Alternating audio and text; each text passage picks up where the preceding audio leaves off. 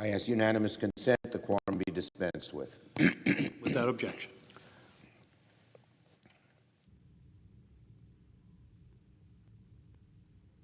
So, Mr. President, today is going to be a very busy day on the Senate floor as we continue advancing even more of President Biden's well-qualified nominees. Later this morning, we hold an especially important vote to proceed on the nomination of Alvaro Bedoya, tapped by President Biden to sit as a commissioner of the Federal Trade Commission.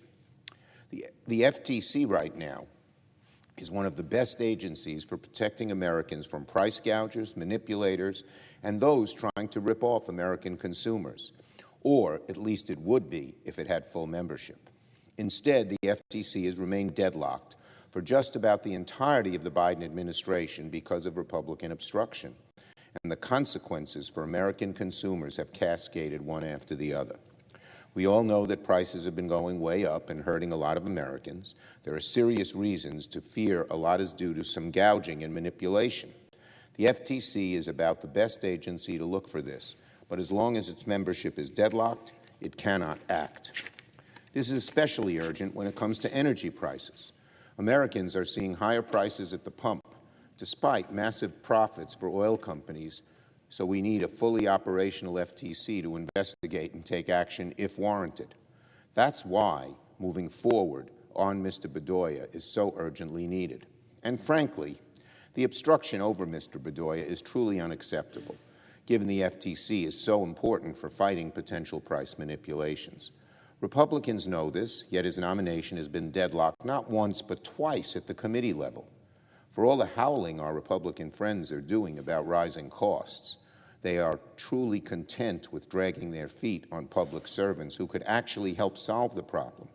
So shame on those who were blocking for that. Without Mr. Bedoya, the FTC and members are left handicapped and incapable of moving forward. So today's motion to discharge is a matter of immense importance, and I hope all my colleagues who care about fighting inflation and price manipulation in conclusion vote to proceed with Mr. Bedoya's nomination. And one other point I wanted to make, I read that stock buybacks by the oil companies have dramatically increased this year. Why is that money going into stock buybacks instead of into other much more productive uses? There's another thing the FTC could take a look at. Now, as the day progresses, I also want my colleagues to realize the possibility of additional votes later today. On Monday, I filed cloture on 5 individuals to fill other important roles across the administration. Today, we'll move on the first of these nominees, but we are working to move forward with the rest as soon as we can. Now on COVID.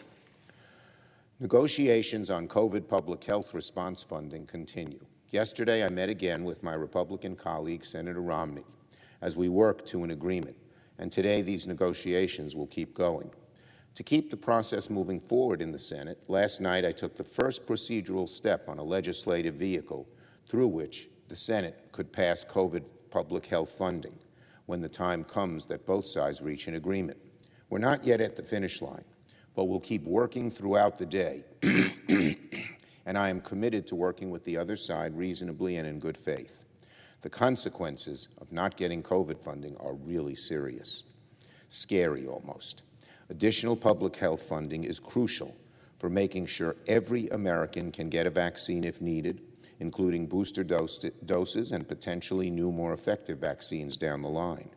New funding would help make sure we have enough testing supplies throughout the country, which we know is perhaps the most effective way to keep track of the spread of the virus.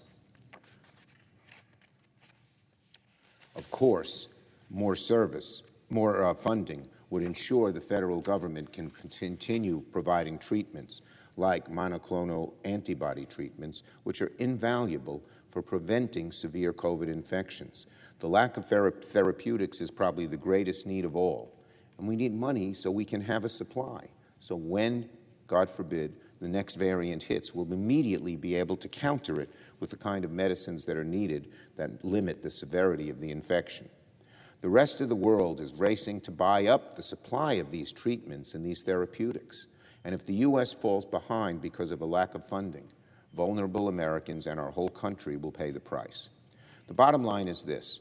Both sides should come to an agreement for more funding as quickly as possible, because that will mean more vaccines, more therapeutics, and more testing, so we can keep schools and communities open, and when and if a new variant hits, we can stay as, quote, normal as possible. If a new COVID variant extends its nasty tentacles across the country and we don't have the tools to respond, then woe is us. We don't want to see that. Americans don't want to endure that. So let's keep working to try and reach an agreement soon. I yield the floor and note the absence of a quorum. The clerk will call the roll. Ms. Baldwin.